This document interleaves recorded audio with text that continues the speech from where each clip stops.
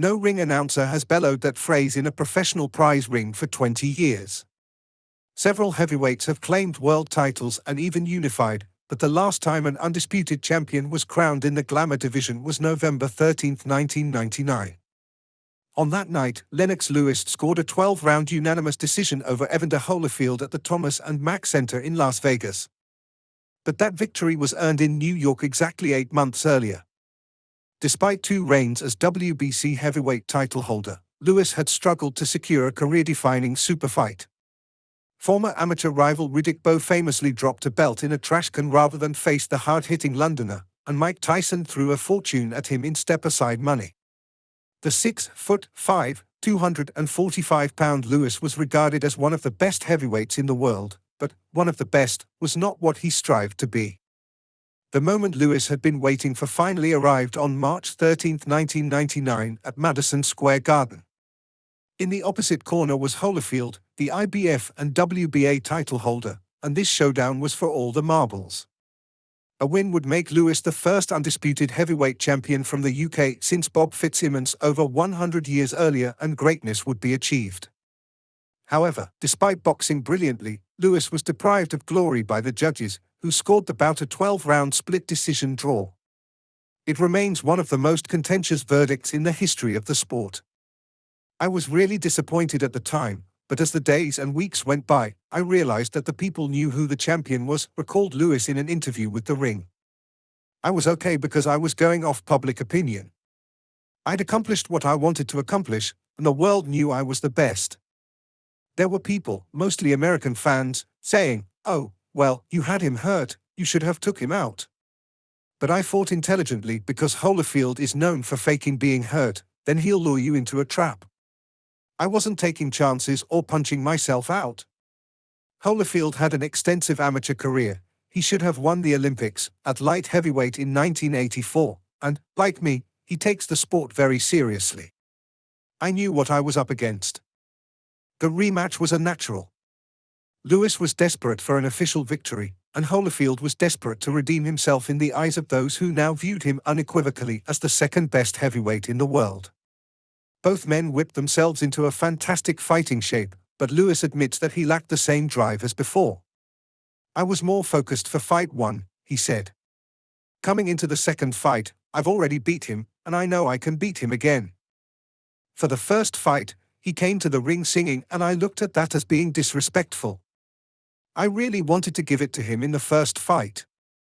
For the rematch, he was really serious, and I knew he'd prepared better for me. Yes, Holyfield, even at 37 years of age, was ready to dig deep. Lewis took the lead, but the real deal had much more energy than in the New York encounter. His jab was sharp, he countered well from both sides and attacked the body whenever the opportunity presented itself. The great American warrior even managed to stun Lewis in a memorable 7th round. Holyfield's performance was definitely better the second time, acknowledged Lewis. In the first fight, he just looked at me as a big guy, but he didn't realize how fast I was, how strong I was, and how good my stamina was. Come the second fight, he knows who I am. Holyfield tried things in the first fight that didn't work, but he trained hard to make some adjustments. He threw some great punches and it was back and forth, but what I do remember is him using his head. I've never came across a boxer who used his head so well. It reminded me of being in the Catskills with Mike Tyson, who showed me footage of old-time fighters using these headbutts and elbows, but they'd get away with it. You'd have to look carefully to really see what they were doing. Against Holyfield, I was saying, now I'm in here with that type of guy. He's using old-timer tactics and I have to be prepared for them. Lewis won the majority of the late rounds to secure what was arguably his most memorable triumph. The official scores were 117-111, 116-112 and 115-113, although the former champion admits that at least one of those tallies was too wide in his favor. At 34 years of age, Lewis, now holder of the IBF, WBA and WBC titles, was the undisputed heavyweight champion of the world. Without going into too much detail, the WBO, regardless of what Showtime might have you believe, was not required at that time. During that era, it was not required by Kostya Tsaruk junior welterweight, Corey Spinks at welterweight, Bernard Hopkins at middleweight or Roy Jones Jr. at light heavyweight. All 5 men were undisputed champions in their respective divisions when they claimed IBF, WBA, and WBC title belts. Case closed. 20 years on from their great rivalry, the respect Lewis has for Holyfield remains visceral. Mike Tyson was supposed to be my nemesis, but during my era there were guys who brought out the best in me, and Holyfield was unquestionably one of them, said Lewis with admiration. People don't see your best until you're up against someone as good. That's when they'll say, "Oh man, he can fight inside. He's smart. He waited for him to throw all his punches, then he came back."